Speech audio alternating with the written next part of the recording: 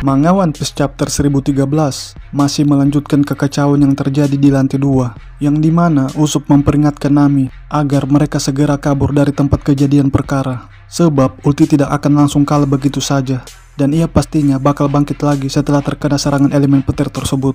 Terlebih lagi, di tempat mereka berada ada Big Mom yang merupakan salah satu Yonko terkuat di dunia. Dengan kata lain, mereka berdua tidak diuntungkan melakukan sebuah pertarungan dalam situasi yang sekarang.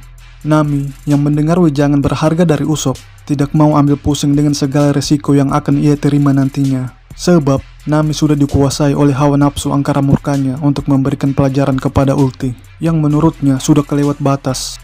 Melihat sifat keras kepala Nami ini mengingatkanku dengan sifat Luffy pada saat di Pulau Whole Cake Island, yaitu ketika Luffy enggan untuk bersembunyi dari sergapan anak buah Big Mom yang jumlahnya ribuan. Lalu untuk merealisasikan keinginannya, Nami mencoba kembali untuk menyerang ulti dengan jurus elemen anginnya. Namun ulti dengan sigap menghindari serangan Nami, dan tanpa dinyana ulti sudah berada di depan Nami sambil mengunci pergerakannya dengan memegang dua tangannya, yang membuat Nami tidak bisa bergerak dari target sasaran empuk ulti. Tapi sebelum ulti ancang-ancang untuk menghancurkan kepala Nami, Big Mom menggabungkan ketiga senjatanya untuk menciptakan sebuah serangan yang sangat dahsyat, sehingga membuat ulti langsung jatuh tersungkur alias KO dengan sekali serangan. Bisa kita bayangkan sekuat apa serangan gabungan mereka bertiga. Bahkan satu serangan Homi saja sudah luar biasa kuatnya, apalagi tiga sekaligus. Jadi hal yang wajar jika ulti langsung kalah dengan hanya sekali serangan Big Mom. Cuma yang sangat disayangkan ialah ikut campurnya Big Mom dalam pertarungan Nami versus ulti. Sebab kekalahan ulti atas Big Mom memupus harapan para fans One Piece di seluruh dunia, khususnya para fans Nami yang ingin melihat Nami kembali bertarung habis-habisan seperti pada saat ia bertarung dengan Kalifa 2 tahun yang lalu. Karena setelah time skip, kelompok bajak laut keriting tidak mendapat porsi bertarung yang cukup banyak jika dibandingkan dengan kru bajak laut Mugiwara yang lain.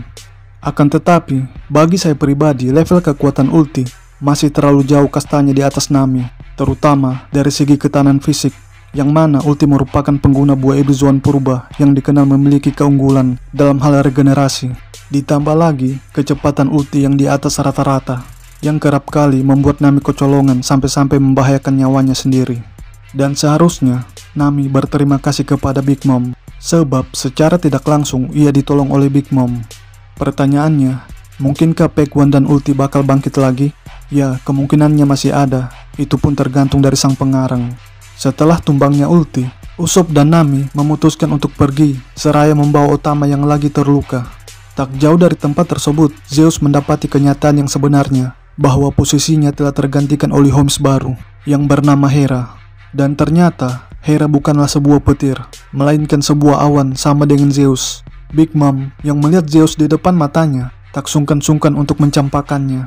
Namun tak sampai di situ saja, Big Mom memerintahkan Hera untuk memakan Zeus supaya kekuatannya bertambah menjadi lebih kuat. Tampaknya harapan para fans Nami lagi-lagi dibuyarkan oleh Eiichiro Oda, karena sebelum-sebelumnya banyak teori yang beredar bahwa Zeus akan berpindah tangan menjadi hak milik Nami. Tapi kenyataannya, sebelum berpindah tangan, Zeus malah menemui ajalnya di tangan sang pemiliknya, yaitu Big Mom. Sebenarnya, saya sendiri tidak terlalu berharap Zeus masih hidup, sebab saya lebih suka jika Nami menjadi lebih kuat berkat kreativitas dari Usopp.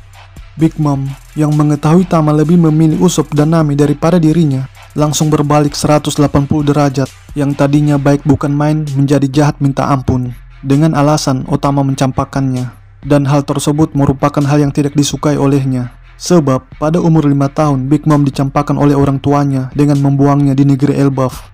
Dan pada saat Jinbei meminta izin kepadanya untuk meninggalkan kelompok bajak lautnya, Big Mom malah mengadakan permainan roulette yang menandakan bahwa Big Mom tidak suka dicampakkan atau ditinggalkan oleh seseorang yang dulunya pernah menjalin hubungan baik dengannya.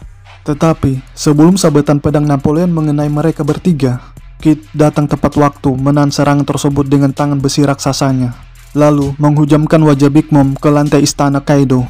Semoga saja Lau tidak terlambat untuk membantu Kid dalam menghadapi Sang Yongko.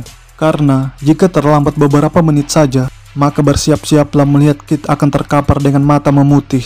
Walaupun saya tahu kehadiran Lau bukanlah jaminan kemenangan mereka berdua atas Big Mom, namun setidaknya dua generasi terburuk tersebut berhasil menahan Yongko untuk sementara waktu, yang tujuannya untuk mencegah terbentuknya kembali alam neraka seperti yang pernah digambarkan oleh Kid pada chapter 1008. Panel berpindah ke halaman akhir, yang merupakan panel yang sangat mengejutkan. Sebab biasanya sebelum Luffy kalah, Oda selalu memperlihatkan tentang bagaimana proses kekalahannya.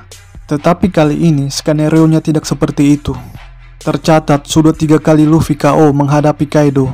Pertama pada chapter 923, yang kedua chapter 1010, dan yang ketiga chapter 1013. Akan tetapi, jika ditotalkan secara keseluruhan, Luffy KO di negeri Wano sudah 4 kali, dengan 2 orang yang berbeda, yaitu Kaido dan Appo. Tepatnya pada chapter 980, Luffy sempat tak sadarkan diri setelah dibom oleh Appo. Pertanyaannya, siapakah yang akan menolong Luffy? Di dalam pasukan aliansi, hanya ada 4 orang yang bisa terbang. Keempatnya adalah Momo, Shinobu, Sanji, dan Marco. Dan keempat orang tersebut sibuk dengan urusan mereka masing-masing. Jadi, yang lebih realistis untuk menolong Luffy adalah sebagian anak buah Lau yang masih berada di kapal selam. Atau bisa jadi juga, sosok yang akan menolong Luffy adalah sosok misterius yang muncul pada chapter 981. Sebab, hingga sampai saat ini, pemilik jubah garis-garis tersebut belum dimunculkan oleh Oda. Atau bisa jadi juga sebelum jatuh ke laut, Luffy langsung sadarkan diri lalu mengaktifkan Gear 4 untuk kembali ke puncak Onigashima plus melanjutkan pertarungannya melawan Kaido. Mungkin iya, mungkin juga tidak. Apapun bisa terjadi. Demikianlah review One Piece chapter 1013 pada kesempatan kali ini. Lebih dan kurangnya mohon dimaafkan. Bagi teman-teman yang telah menonton video ini, kritik dan sarannya akan selalu diterima. Dan terima kasih banyak atas dukungannya.